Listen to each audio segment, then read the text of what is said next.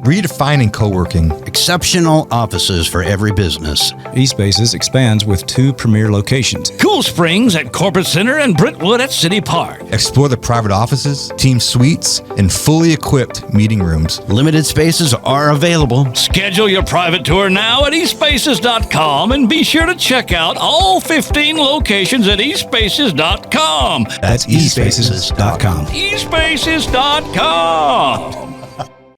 $14,000. Dude, he got paid. See, and that shows you like how much he loves Stallone Right. and the whole Rocky series. He just wanted to be a part of it in any way. You know, because like, hey, growing up, that Rocky, that was like, big time. Hulk, that's a cultural icon. The two come together. What if Jason and Luke wrestled? And that He said that would bring him out of retirement. Luke would have the tightest wrestling outfit. That's for sure. It's hard to visualize, but yet I want to visualize. It's so weird. Who wins? The fact that those guys are still walking. Some of them are still walking around. Hulk, Not pain-free, but yes. I know, but they're upright. Yeah. When you see that, we come to work and we sit down and we write songs, and I can't imagine somebody coming through that door picking me up like this every day. The Try That in a Small Town podcast begins now. All right, from the Patriot Mobile Studios, powered by eSpaces, this is the Try That in a Small Town podcast special edition. Can't wait to tell you guys what we're doing, but we got Thrash over there. We got TK here, Kaylo there, Kurt here. And this is going to be cool. We've been talking about this for a while. We've been blessed to have so many great guests on this show. And, you know, we even just sitting in the room, we'll sit around and talk about, oh, my God, wasn't that great when such and such was on? And in a way, we kind of wanted to revisit some of those episodes. And when we were talking, the first one that came up, like literally all of us said, Hulk Hogan. Yeah. It was such an awesome episode, I think, for all of us. And then, of course, you know, we did the show in, I think, April of last year, and then he passed in July, I think. Yeah. Mm-hmm. It was really fairly quickly afterwards. We may have been the last interview that he ever did. And suddenly, we were on the road and woke up and it was on the news. Absolutely. And then there was like that Netflix documentary that just recently came out. We thought, man, let's do this. Let's revisit that episode. Maybe a little new content. We'll show some clips of Hulk as well. But let's just start the conversation a little bit. I know, Tully, you wanted to start with something that you had about the episode that started to stand out to you. Core memory for me of that episode and just Hulk in general mixed in with my favorite series, the Rocky series. When he showed up in Rocky 3 as Thunder Lips. Yeah. And it changed everything. So let's take a look at that clip. I had seen Rocky 1, and he was like 700 feet tall in the public's eye. And I was with my girlfriend at the time. I said, man, if I could just be in one of those movies, just sweeping the floor as a janitor, I'd love to be in the movie, you know. So fast forward, here comes Rocky 3, and I was actually in Allentown, Pennsylvania, doing television for the WWF, the Worldwide Wrestling Federation, where there were 3 Ws. That was before it was the WWF. And I got a piece of paper called Sylvester Stallone, you know, wants to talk to you about a partner. And they go, yeah, right. Because the wrestlers, you know, always rib each other. You know, they'll put rocks on your bag or cut your clothes up or take your car keys and throw them in the toilet or something, you know. So I went to Japan for about 6 or 7 weeks, and I came back. And when I came back, it was back to the Allentown Farm Center at TV again. Now I got a Western Union letter that says Stallone needs to talk to you urgently. So I did call him, and I flew out there, and I got the part in the movie, you know, and he kind of like, we got in the ring a little bit, and he, you know, we moved around. He says, I'm going to try to hit you, see if you can get a hold of me. I said, oh, okay, whatever you say. But, you know, as soon as he stuck his arm out, I snatched his ass and hammered him. And then he says, I want you to hit me as hard as you can. I said, no, bro, you don't want that. You know, well, just give me 50%. Well, you know, so I'll give you a little bit. So I gave him a good shot. And as soon as I hit him, I hit him on the back, and his face went down and hit my cowboy boots. And he popped up. He goes, oh, that's great. I said, oh, Jesus, he's crazy. But yeah, I got the part, and we rolled out of the ring, and he put a camera in my face. He goes, "I want you to get mad." And so he basically wanted me to cut a promo. So I was halfway learning how to do that. I really wasn't all the way there. And I did the best I could. He goes, "Okay, you got the part." And he goes, "I'll give you $10,000 to do the movie." And of course, me being the genius that I was, I said, "I want 15,000." That a way to do it. Drive it up. Drive it up. Yeah. So he paid me 14 grand with no back end, no points, no nothing. But, boy. It was worth it, man. I love the Rocky series. I remember seeing that movie then. I remember Hulk Hogan walking out, and when he hung out with us when he first started, I couldn't stop asking him about it. And Was that like your first thought, or was it? It was one of my very first Yeah. thoughts, because and I see Stallone. Who I love Stallone. As a matter of fact, I spent since in the last 2 weeks, I probably watched every Rocky movie again over for the 100th time, and so Stallone will post about it every now and then, a picture. Yeah. When they were and when Hulk said like how he could like time his punches, and like he actually made contact with Stallone, and Stallone said that was the best punch I've ever seen. Yeah. So it I don't know, that moment for me $14,000. Dude, he got paid. See, and that shows you like how much he loves Stallone Right. and the whole Rocky series. He just wanted to be a part of it in any way, because like, hey, growing up, that Rocky, that was like, big time. Hulk, that's a cultural icon. The two come together. And he does it for when he 14 grand. The Thunder Lips character Yeah. is just fantastic, and to hear Hulk say it on the podcast, he didn't give himself a ton of credit, but he's great in that moment as Thunder Lips. So anyway, check it out in the episode. Yeah. I think it's one of my favorite parts. Yeah, he actually got fired for going and doing one of the Rocky movies. If that might have been the one. That's it, yeah. He got fired for, he said, "Okay, fire me." Anyway, that was a really fun one. You know what goes great with small town stories?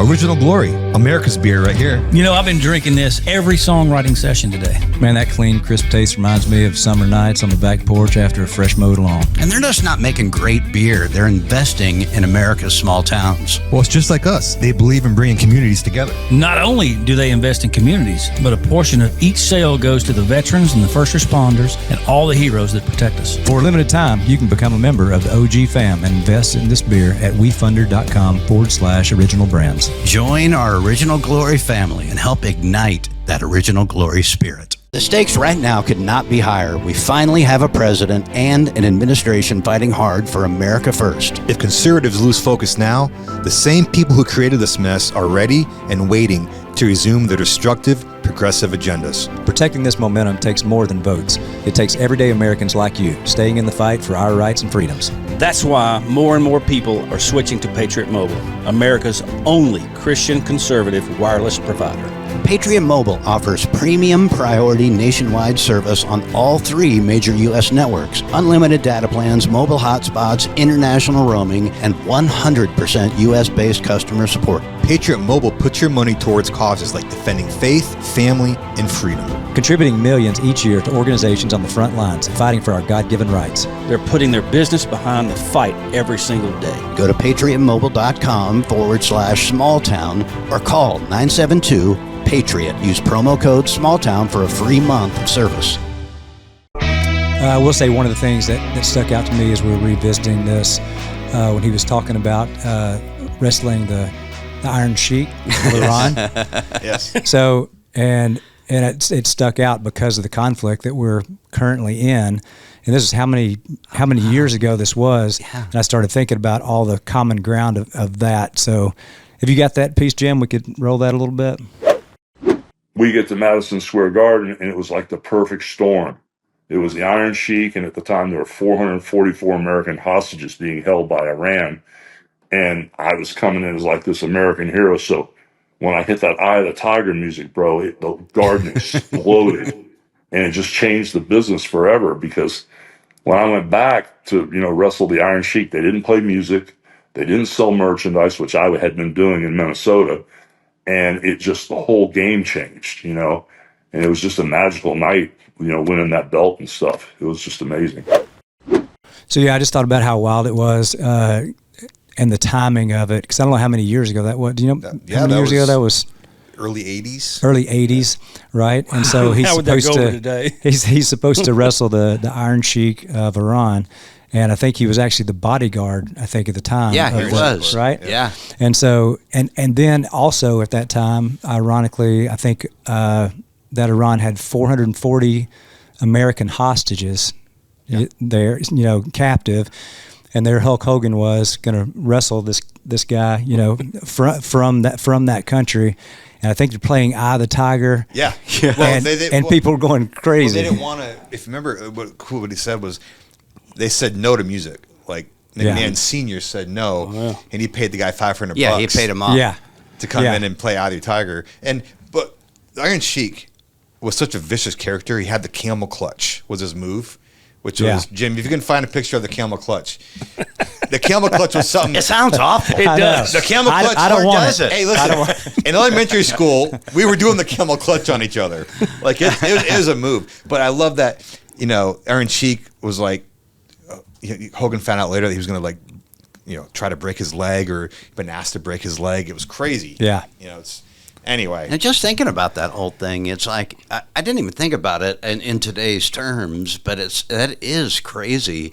And also, I'm thinking, I think you were about to say it, Neil. It's like, can you imagine if today that we had Hulk was so pro-America, and that was like the whole thing. It was, oh my God, the Iran guy, and then here you got this USA guy with the flag coming out. And it was so patriotic, and it was such a thing. And it's like, would people allow that now? I know. Exactly. It's so weird. I tell you what, Exactly. as a fan, and like right in that, like I said, born in '75, so I was right in the pocket of that, and there was nothing cooler than that. It was like watching Hulk run out there with that flag, and just in general, Hulk Hogan was the man. Yeah. He ruled. It's hard for I think people to understand how big it was because kids today have so many outlets, but man, it was. If you were on TV back in the early '80s, that you were larger than life. He took the showbiz, and he was larger than life. He took the showbiz and wrestling to another level. He did. Yeah. He really did. Everything changed. But the Iron Sheik classic. I mean, I remember him beating Iron Sheik. I was so pumped up. Yeah, he was like fighting for our country. Yes, that's what it felt like. He was an American hero. Yes, he was an American hero in more ways than one. Yes. So it was awesome. That was Absolutely. awesome. Great spot. There was a lot of things in the whole episode that were so good, but the one that stuck out to me the most was there towards the end when he was talking about when he said he got baptized when he was 12 or 14. I can't remember. Yeah, 14. 14. And then he kind of went off the path a little bit, and then he got re-saved, if you will, there towards the end of his career. I was saved when I was 14. I was playing guitar at a youth ranch. I was playing football, and a couple of football players say, "Hey, we go to this Christian youth ranch, and we sing every week." So I went with them, and then they said, "Oh, he can play guitar. He can play guitar." So the next week, I brought my guitar. I ended up playing guitar for all the songs and stuff, and I accepted Christ as my Savior then. But it took a while for me to get it. But then, rock and roll music, wrestling, didn't follow the path for many years, and then, with all the stuff that's happened in my life personally, all the crashing and burning and getting up and moving forward and starting over and crashing and burning again and this mistake after that mistake, I just totally surrendered, man. And I said, you know what? I've fought harder than anybody. I've worked more longer hours than anybody. And I'm just so tired of being in the same empty back to zero space that I started going back to church every weekend. And got baptized, totally surrendered. And now I just tell my big God about my little problems and all these people that nip at my heels, brother. I just pray for them. I can't get involved with the drama because, I just let God fight those battles, man. I just let him take over. And no matter what type of drama comes at me, and it's always something, I just sit back and try as best as I can. And I'm not always good at it. I try as best as I can just to remain still. It's not the thing that he just got saved. When he said he got saved, it was the fact that he said he was real about it, because he would backslide every now and then. Even after that, he was, he's a real human. He's a real man. He's human, and he's going to do that. That's going to happen. And I thought he was really transparent about that too. He didn't say, I got saved, I rededicated my life to Jesus, and everything was hunky dory. He didn't say that. It was still. Yeah, he said still real. He said he got tired of crashing and burning, and he made mistake after mistake, and then finally he just completely surrendered. Yeah, and he was close at the end. He was talking about how he got close to Roddy Piper, and how they weren't close when they were wrestling, but they got close. And before Piper died, he was talking about scripture on a daily basis. I love that part. Yeah. So every day they said they talked. Yeah, every day. Every day they text, I should say. Yeah. No, it's amazing though. That's you could see it in his eyes too. You could see that he was like he was like, you could just, it was a light there. You could Favorite quote? You could see he was very happy and with where he was in his walk right now. My favorite quote of that whole bit was, "I just tell my big God about my little problems." I know. Yeah. Oh, yeah, It's my favorite quote that he said. One thing that I noticed that stuck out when I was revisiting that today that I didn't notice last time was he had a big silver ring on his ring hand. He had 2 rings, but one of them was a big one that said Jesus on it. I didn't notice it that night. Yeah, I saw it. But now that he's passed, and he talked about, rededicating his life and everything, just jumped off the screen. It's still, we were talking about him like he's not here. It's so, because he became a regular in our little world, and obviously a amazing guy. But it's, I'm glad we're doing this because it's nice to revisit these moments. One of my favorite parts, there's so much, and all of it is favorite, but I just loved how much he loved music. Like, it actually was his first passion. Yeah. He loved playing. I didn't even realize it, he started playing guitar, and then he started playing bass, and, he's going through local bands, and he's sending up audition tapes. It just, the whole thing just brought me so much joy listening to him talk about his first love. Brother, I was just like you guys. I was doing anything to avoid a real job. Anything to avoid a real job. But I'd taken, my mom played keyboards at the house all the time. She had a little organ and a piano. And I took music lessons on an old Guild guitar that looked like a 335 Gibson, that Guild, And so I played lead guitar in a couple bands until I got in a really good band that brought in this lead guitar player from Todd Rundgren's band. And so I moved over to bass, and I got pretty good at that, but I always played it fretless. And then, I didn't mess with a bass with frets until my daughter started playing music, but I never made any money until I got into wrestling with the music. And when I was living up in Connecticut, I had Cyndi Lauper and Meatloaf and Cyndi Lauper's boyfriend Dave Wolf on the same area that I was in, and I talked them into doing some stuff with us. So me and Rick Derringer recut Land of 1,000 Dances and Rock and Roll Hoochie Coo and a bunch of stuff, and brought Simon Cowell in to produce it.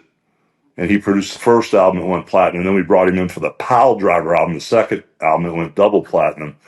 So that's the only time I really made any money. But, there's just a whole bunch of music in between that, going over to the UK and doing some stuff for Simon Cowell. They had a guy there that was kind of like their Elvis, a guy named Gary Glitter. And he was this transvestite guy that was all dressed up, and he had a song called Leader of the Gang. And I could recut Leader of the Gang with a band called Green Jelly over there. And that's how I got to know Simon. Then we had another kid die at ringside when I was wrestling in the UK. And me and Jimmy Hart, who had a hit record out of Sun Studios, Keep On Dancing. I don't know if you guys remember Jimmy. Oh, yeah. But Jimmy had a hit song, Keep On Dancing. Then he recut Cinnamon Girl, and it went way up the charts. But Simon produced like 12 songs that Jimmy Hart and I sat up and wrote with an auto harp all night. And that did really well for the little album over there on Billboard, and we gave all that money to the family. But yeah, and then that's what got me hooked up with Simon. Then we brought him over 2 times for the wrestling album, and he never left, and he stayed here.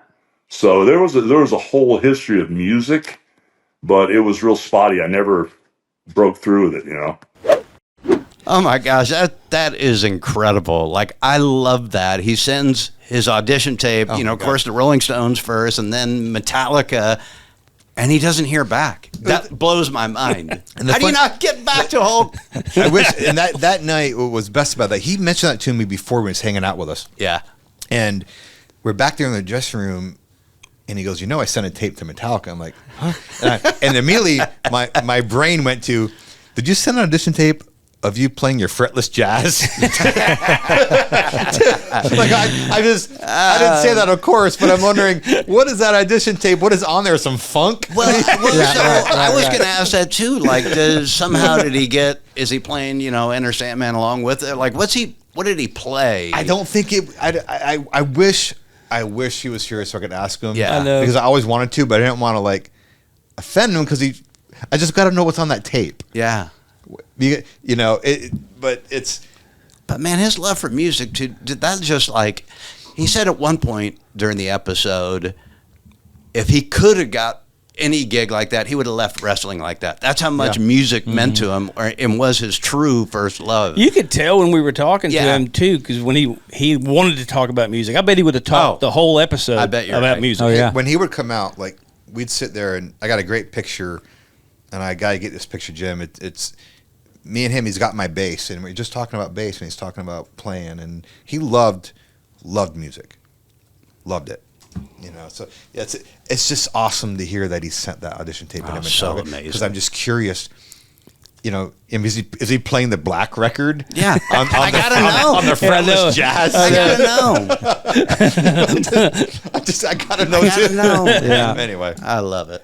It would be awesome to see some country music artist in the ring. And I think I said something about Garth Brooks and Luke Combs in there. Would Garth have his headset on? Would he wrestling with his headset? No, you got to take that off for the match. It would be a hell of an entrance. I do know that. Or would he wrestle as Chris Gaines? Ooh, maybe might Garth be more would wrestle Chris Gaines. Right. Could Garth wrestle Chris Gaines? Show that. Hey, the I ultimate wanna, cage match. Yeah, the part where he was, or he would pay to see that. Yeah.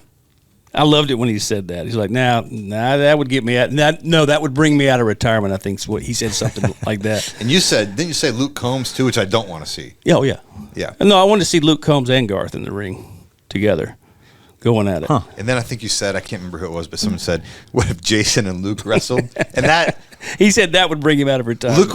Luke would have the tightest wrestling outfit. That's for sure. It's hard to visualize, but yet I want to visualize. It's so weird. Who wins? Aldine. I'm going Aldine. Yes. Oh, dude. Without a doubt, Aldine. First of all, Luke would injure himself right off the bat. He would fall off the he get himself tangled in the rope or something would happen. And Aldine's definitely winning that. I just would love to see Luke in the Andre the Giant, like one strap, one piece. Okay, who's good at AI? We need to Chat GPT this or Grok. I want to see Luke in the Andre the Giant, like with a little the whole one. Yeah, piece the little thing. onesie. Yeah, but that is a visual. I mean, there's some people I'd love to put in the camel clutch in this town. That's what we should do. That's a different podcast. That's what we should do, actually. Me and Aldine always talk about, WrestleMania 3 and what that looked like back then, with what, 80,000 people. Well, brother, first off, it was 94,000, okay? So I get straight. But the weird thing is about Saturday night's main event, if you look at the ratings now, the universe has so many choices, with all these TVs and Paramount Plus and Fox this and Fox, there's so many choices now for people to make with all this streaming stuff that it's not the same as it used to be because, I looked at the numbers for Saturday night main event here recently and I saw what the numbers were. But then when I wrestled Andre the Giant on Saturday night's main event, we had 33 million people watch that night. Literally, no one was bigger than life. Andre the Giant, right? Yeah. And WrestleMania 3, Hulk and Andre, massive. He picked him up. I could hear everyone in everywhere just gasp. Who could do that? Yeah. He did say, I remember telling us that he tore his bicep. Oh, yeah, well, you'd have to. Yeah, right. You're going to tore tear his something. bicep. And then, that was a huge, like 80, 90,000 people. there, and like Neil said, he corrected he me. corrected you. There is some discrepancy that it lists 80. Hulk's convinced there's over 90. 100. He said 100. He said 100. Well, that's the showman. I thought he said 92. The first thing he said before he responded to you was, Tully, it was 100. I thought it was said 92. Okay. Yeah. Well, anyway, a lot of people. Yeah. How many people did he say watched? It was like 33 million or something Yes. ridiculous. Yeah. Like Crazy. a crazy number. Yeah. Hulk and Andre. I mean, that's like Celtics, Lakers, Yankees, Red Sox, Bruins, Canadians. Yeah, it's Hulk, larger, Andre. literally larger than life. Because, like you said, Andre, I mean, we had never seen anybody like that, and he was unbeatable. We thought, And, all right, and you got to remember when this was in the 80s. It was a magic time. It was everybody was glued to the television watching this stuff. It was a great time. Yeah. I know everybody was zoned in on it was there was focus on stuff more so than today. They're going to be wrestling in heaven. You're right. Did he lose the first time with Andre? I think Andre beat on him for years. Yeah, because he said he said he was convinced before it happened that he could take him. He could take Andre the Giant, and then he got waxed. But also watch the Andre the Giant documentary. Watch that. I loved it when he said, when he was talking about when he goes out now, like when he was promoting his new beer and stuff, and he would meet fans and shake hands, and they would tell stories about how watching him affected their lives in certain ways. And then we A-beat it with him. We talked about, hearing songs that we'd written in a Coliseum when Aldean would play, and how it kind of reground him. And I thought that was such a cool part. Yeah, because he said he would forget until he would get when he was trying to sell his beer and stuff, going to supermarkets and stuff like that, and he would take his wife, and his wife said, "You said you're going to take me around the world, but I didn't know it was going to be supermarket to gas station, everything." But he said he got reminded of, he said everybody's got a Hulk Hogan story, like kids and everything, and somebody would say, "Yeah, we saw you," and as right before my dad passed, they had these incredible Hulk Hogan memories, and he loved that. I thought that was cool too, the way he connected. Yeah. I go outside, and I forget the moment I walk outside. If the mailman sees me, he goes, he doesn't want Terry to go, "Hey, how you doing?" He wants me to go, "Hey, brother, what's up?" Just give him a little something. And I keep forgetting that the moment people see me, they think Hulk Hogan instead of Terry. But what's been so great, we've been pumping that beer, Real American Beer, which I showed you guys. We've been traveling every week, kind of like being back on the road with the band. We've been traveling every week, going to different states, pumping this beer thing up. And the crazy thing, my wife said, "You told me you were going to show me the world, but you didn't tell me it was going to be grocery store and gas stations." So one grocery store at a time. But the craziest thing is, I love meeting these people and shaking their hands and looking them in the eye and hearing their story, because everybody's got a Hulk Hogan story, and it really makes me understand how important that character was that I hit on. Because I have people go, "My father and I bonded watching you. I buried my brother with your shirt on," or "I was on drugs and you saved me from being a drug addict," or, "My father, you were my father growing up because I didn't have a dad." The stories are overwhelming. And I see all these special kids, because when I have a huge line of people, I make sure I get to all the special kids and handicapped kids first. And just how they respond and their reactions and some of the stuff that's said to me by the parents, it's overwhelming. And I forget how powerful that whole character was on not only America, but the whole world, really, because I get the same reaction when I go overseas. So it's just amazing to hear the feedback now, but sometimes I forget. And as soon as I leave this house, I can't go to the mall or anything like that, but when I go to make an appearance or something, I get to be around people. The stories and how loyal they are and how nice the people are, it's just amazing. Everybody has a Hulk Hogan memory. So when he first came out to the first show in Tampa, I couldn't wait for him to get there, because when I was about 11, I was living in a Harley shop in the Catskills, and my mom's boyfriend at the time built Harleys, and he built a Harley for Hogan, and he would ride bikes through the Catskills. So he came to look at his bike that was being built, and I'm 11, in walks Hulk Hogan, and there's a picture, and I've asked my mom to find it, but it's an actual picture, so it's probably, who knows where it is. But I'm up on his shoulder. That's wow. unbelievable. No way. Wow. And everybody's got like a Hulk Hogan story. It's true. Yeah. Everybody has a Hulk Hogan story. Of our age group, 100%. It's anyway. That's awesome. Love this episode. I do remember one thing that I liked asking him about, and I wasn't sure if he'd answer or not, but is about, and you touched on it earlier, about how good he was able to hit someone, like in the Rocky movie, hit him in the forehead, and it you could feel it, and it looked real. But it had the same gifting with a ball peen hammer. And so I asked him about that, Jim. If you have that, that'd be a good one to roll. Well, if you ever go back and watch the Rocky 3 thing again, Stallone was telling me if you're going to throw a punch, if the camera's right, you cross this way. I don't know how to explain it. Like if the camera's over here, you cross that way and pull through his chin so it looks like he took the punch, and he'll sell it that way. I told him I'm going to throw a direct punch into your forehead. If you ever watch the Rocky 3 Thunderlips thing again, I set him up and I throw a punch from left field all the way from the ground, right between his eyes. And, after we got the shot and we got it done, I said, how was it? He goes, well, I felt it, but it was perfect. He looked it back on the video assist. He goes, oh my God, I've never seen a punch thrown like that. I said, I've been practicing a long time. And it's the same thing like with the ball peen hammer, because when I went back to the WWE after working for Ted Turner and trying to put them out of business, for 10 years, I wasn't the most welcome guy in the dressing room. Let's put it that way. And so, I was going out to Chicago, and The Rock was going to come out and interrupt my speech and challenge me. And after he challenged me, he rock bottomed me. Then my NWO brothers came out, and we basically crucified him in the middle of the ring. I went out and dumped a toolbox out, and there was a ball peen hammer. And I said, I'm going to hit you wide open in the back of the head, but I'm not going to hurt you. So I gauged it, and I swung wide open. I caught him. And he goes, well, it was a little stiff. The Rock goes, it was a little stiff. I said, well, did you get hurt? He goes, no. I said, fine then.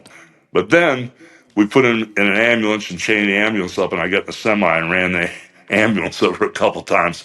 But we did it live to tape and cut the tape. We pulled him out of the ambulance, of course, before I ran it over a couple times. But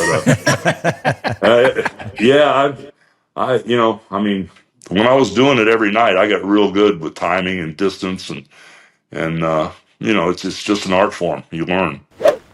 The ball peen hammer, it comes back to the same thing like he was talking about in the Rocky movie. Like he could hit you and you feel it, but yet no one's getting hurt somehow. Yeah. How would you like to be? How'd you like to be The Rock? Who wants to try? I want to try the ball peen hammer. Because he got hit in the back of the head. See if I can do it. Who wants to be? You trust The Rock? Had to trust him that he's not going to hurt him. Yeah. Or kill him. And he did say he felt. He goes, how was that? He goes, it was pretty stiff, but it was okay. Well, even earlier in the episode, he's talking about, it isn't like it is now where it's actually, I don't want to say that those guys don't get hurt, but it's a lot more safe and they don't do as much. When he got into the business, he was getting his butt kicked, like legitimately getting his butt kicked. Yeah. We talk about Hulk. We just reference him as Hulk Hogan. Yeah. Terry Bollea is his real name, and of course we called him that when he'd come out because that's who he was. He wasn't doing his persona. But the great thing, I love this when he's talking about his names that led up to where he got to be Hulk Hogan. So when I first started, it was a rough start. But when I finally had a match, they put a mask on me. They called me the Super Destroyer. Because they were gonna beat me all over. That's called a jobber, where they give you like $25 to lose every night. And they figured until I learned the craft, they wanted to protect my face so people wouldn't recognize me as the guy that lost every night. And so then I went on to be Terry Boulder after I quit and went back and working on the docks for a while. I went on to be Terry Boulder, and then quit again. went back up to Atlanta, and this promoter who was a little light in his loafers, he named me Sterling Golden, and so I was Sterling Golden for a while. Then I quit again, went back and worked on the docks, and I was wrestling 13 times a week for like $150, and I was making a lot more than that playing music, especially unloading ships as a longshoreman in Tampa. I made a ton of money back then. So I kept quitting to go back to work to make money. And then finally, when I got a call from New York, all the wrestlers here said, that's the big man's territory. And I'd been training enough where I was pretty darn big at the time. And I went up there, and Vince McMahon Sr. had all these wrestlers like Pedro Morales for the Puerto Rican Americans, Chiefs Jay Strongbow for the Native Indian Americans, Bruno Sammartino for the Italian Americans. And so he wanted me to be Hulk Hogan for the Irish Americans. So that's where the name came from. Vince Sr. gave me that name. In a world of constant chaos and change, we're firmly holding on to the roots that built our nation. Try that in a smalltowncoffee.com. Inspired by the hit song and the podcast it sparked, these coffee roasts are for those who value faith, family, and the common sense grit of a small town. Get our coffee in whole beans, ground, or pods. Choose from raised up right, light roast, down the road, medium roast, or sucker punch, dark roast. Go to trythatinasmalltowncoffee.com. Try that in a smalltowncoffee.com and pick up something today. This was a blast. Anyway, Oh my gosh, it's so fun. What a great idea. everybody go this is. watch the Hulk documentary on Netflix, and also watch the McMahon one. It's great because Hulk's all over that. And you forget these guys. I mean, being a wrestler is so hard. It's like they're gone every day, wrestling, every night, twice on Saturday, twice on Sunday. Back in those days, making no money, living in your car, to cut through and become like a big icon back then was something. It's hard to get through. Yeah. So it's. The fact that those guys are still walking, some of them are still walking around. Hulk, Not before he pain-free, passed, but yes. I know, but they're upright. Yeah. When you see that, we come to work and we sit down and we write songs, and I can't imagine somebody coming through that door and picking me up like this every day. When Hulk was out, he would say like because you could tell his back was really hurting him, and he can feel every turnbuckle, he can feel everything he did. He was when he did the interview with us, the podcast, I think he was 71. Yeah. So all those years, 40 years of wrestling. Dude, he's had 30 surgeries, 10 back surgeries, 10 which back. if you have one back surgery, that's awful. Yeah. 10 of them, 30 totals. It's like, oh my gosh, can't even comprehend. Yeah. But what a great guy, and a thrill for us when he came out, and just a great hang. Miss him. Yeah. And appreciate him taking the time to do our podcast. Big time. And he did it early on, our podcast, so it was. Yeah, if you do want to watch, because we interviewed him for like an hour he spent with us. So it's episode 51. If anybody wants to catch extra material of that, you can go back and find that anywhere podcasts are available. That's right. Yeah, it's we kind of hope you guys enjoyed this. It's fun for us. Because, obviously getting ready for this, we went back and watched it, and we've been talking about it, and it was like, we got to share some of these thoughts with, our listeners and our viewers, because that one meant a lot to us. We're going to do this with a lot of episodes. If you got ideas on which ones you want us to go review or rewind to, leave those comments, because that would be fantastic. What he said. Okay, yeah, you think? Yeah, I do. I mean, I got a couple in mind. You guys got a couple Yeah, I in do. mind? Yeah, absolutely. Yes. I do. I got a couple I really want to go back and revisit. Yeah, but we want your opinion as well. You, the listener, the I think I'm viewer. going to revisit our first Christmas episode. Oh, that's actually a good idea. I don't know. We can review. Did they leave that one up? They might have canceled that one. We got another Christmas coming. Yeah, we do. That'll be enough. Yeah. We definitely appreciate you guys, and we appreciate you watching this special episode, which, like I said, we are going to make a feature going forward from the Patriot Mobile Studios, powered by eSpaces. We got Thrash, TK, Kaylo. I'm Kurt. This has been the Try That in a Small Town podcast. Make sure to follow along, subscribe, share, rate the show, and check out our merch at trythatinasmalltown.com.